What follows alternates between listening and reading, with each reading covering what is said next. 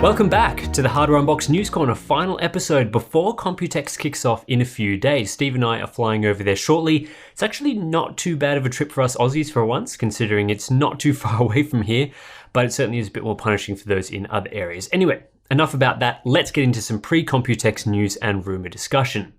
The first story just popped up when I was writing today's show notes. Nvidia are teasing some sort of super product in a video that was published to their GeForce social media channels. The 16-second long teaser is titled "Something Super is Coming" and then proceeds to fly over a metallic object with the word super cut out. As expected, not much to go on here, but you'd think this would be a teaser for Nvidia's Computex event, which is set to happen in just a few days on May 27th. We really don't know what to expect here, but given it's posted to the GeForce channels, it'd have to be related to consumer gaming focused products. It could be a new Titan GPU, but they already have the Titan RTX and technically Titan isn't GeForce, so there is a bit of crossover there. And of course, it could be something that's not a GPU. Nvidia does like to talk extensively about their other products at these sorts of events, like their car technology, game streaming services, Shield, G-Sync, and so on. Probably can rule out car tech, but at least this teaser has added a bit of spice to an event that otherwise wasn't looking super exciting or aligning too well with Nvidia's general release strategies. Of course, the other big stories in the lead up to Computex surround AMD. In fact, there have been a ton of rumors, leaks, stories, you name it, surrounding AMD and their various hotly anticipated product lines like Ryzen and Navi. So let's talk a little bit about that. One set of leaks that is obviously going to happen is for new X570 motherboards. We've known for ages now that motherboard partners are launching X570 products at the show. It's set to be one of the major things at Computex, and we're starting to see a variety of leaks slip out. Not even sure if you can call this story a leak though, because MSI were showing off their upcoming X570 boards on an insider live stream, so it doesn't get more confirmed than that. The interesting thing here is the active cooling fan for the chipset. It appears not just on the board they were showing off on the live stream, but also on another board as spotted by video cards. We'll see in the coming days whether other vendors have used active cooling on these products as well. The other X570 related leak is plausible, but remains unclear whether it's accurate at this stage. It's basically a diagram showing everything X570 can do in conjunction with Ryzen 3000 series CPUs. So we can see the CPU has native USB 3.1 Gen 1 and M.2 capabilities plus PCIe 4.0 lanes, while the X570 chipset handles additional PCIe 4.0 slots, USB 3.1 Gen 2, Wi-Fi, SATA, all the usual stuff. Allegedly, the TDP of the X570 PCH has increased to 15 watts, up from 5 watts with X470, hence the need for active cooling. Again, sounds plausible and the diagram looks plausible as well, but we don't have any confirmation on it at this stage. Then the other set of rumors surrounds AMD Navi. One comes from a deleted Komachi tweet suggesting Navi has a different streaming engine structure, purely unconfirmed story at this stage, and I doubt we'll hear any in-depth details on Navi's architecture at AMD's Computex event to confirm it, and it's a little strange that that tweet was deleted. Then we also got a story that seemed to ruffle a few feathers, where a Chinese PR rep for Sapphire allegedly revealed that Navi will come in the form of at least two SKUs, an RTX 2060 competitor at $400 US and an RTX 2070 competitor at $500 US. The rep also suggested no hardware level ray tracing. Obviously, lots of people immediately became concerned about the value proposition of these cards versus Nvidia, but this is basically an unconfirmed story at this stage. We don't know if it's true, and we suggest you treat the rumor the same. Again, AMD has two big events coming up at Computex and then at E3, where we are expecting to learn more details about Navi.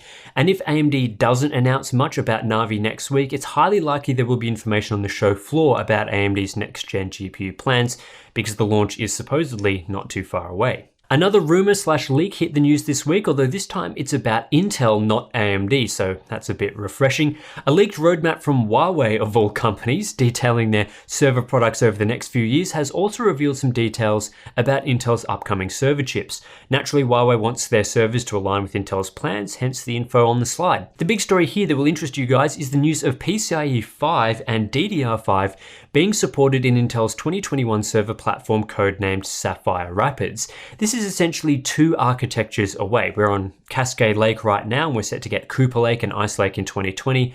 after which we're then looking at Sapphire Rapids and then Granite Rapids according to the roadmap.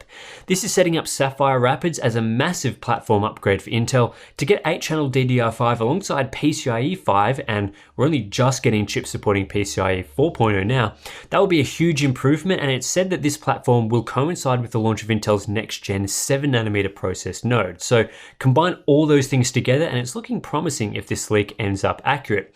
And of course, Intel server platforms tend to dictate what happens on the desktop, so you'd expect big I/O gains for desktop chips a few generations into the future as well. Normally I don't bother covering Apple stories, but I did find this one a bit amusing. Apple have refreshed their MacBook Pros, and inside the company is unsurprisingly using Intel's latest 9th gen CPUs.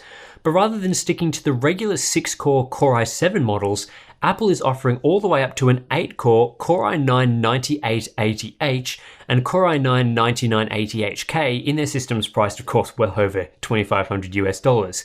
All the other components are fairly standard stuff. There's AMD Radeon Pro graphics configurable up to a Vega 20 model, a 15-inch high-resolution display, and so on.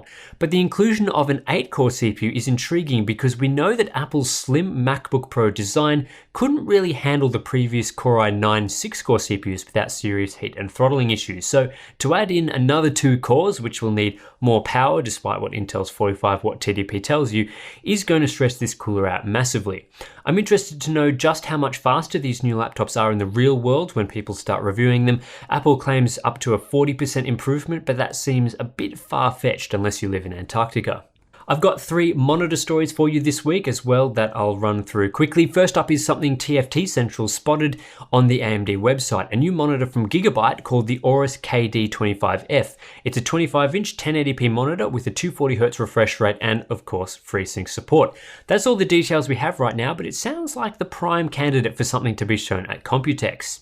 Next, we have the AOC AG271FZ2, another good spot from TFT Central. This is another 25-inch 1080p 240Hz display, so maybe we'll get a new wave of these panels throughout the year. Anyway, this one has a 0.5 millisecond MPRT response time, which means there's some sort of backlight strobing going on there. Also, we have variable refresh rates and factory calibration, though no word on release info. Final monitor I wanted to talk about is the Philips 328E1CA. Nothing super exciting here, but it is a 31.5-inch 4K display with a curved VA panel. It's rare to see 4K monitors using VA tech, so that's why I wanted to highlight it here, but it's nothing super crazy from the looks of it. Couple of quicker topics to round this one out. As always, EA has new hair technology for Frostbite, which they've teased in a pretty cool video. Developed by Frostbite engineers on the physics and rendering team, assisted by Criterion, the new Frostbite strand hair technology looks like one of the best implementations yet. Specific attention has been paid to getting the color and volume correct for human hair. It'll be interesting to see how long it takes for this tech to be implemented in games and crucially what the performance hit is like. Nvidia Hairworks, for example, is an effect that many people disable immediately because it causes a massive frame rate drop. Hopefully Frostbite tech isn't as intensive. And lastly, HP has entered the high-end gaming peripheral market with a mouse and some accessories. Using the Omen brand, which they've used previously for gaming stuff, they've launched the Omen Photon wireless mouse, which has a unique ambidextrous shape and a 16,000 DPI sensor from Pixar. The wireless tech used allows a quick response time of just 0.2 milliseconds, and it can be charged through a cable or HP's Outpost mousepad, which integrates a Qi wireless charger. The gaming peripheral market is absolutely loaded with competition, so it's interesting HP felt now was the best time to launch new products. Considering what they are going up against, it might be hard for them to gain any traction. Anyway, that's it for this week's News Corner. We'll be coming at you with a whole bunch of news throughout next week at Computex in Taipei, so be sure to subscribe to get all the insights from us on the show floor. Consider supporting us on Patreon as well, so you don't miss out on some of our cool subscriber-only things we are planning at the show, and I'll catch you in the next one.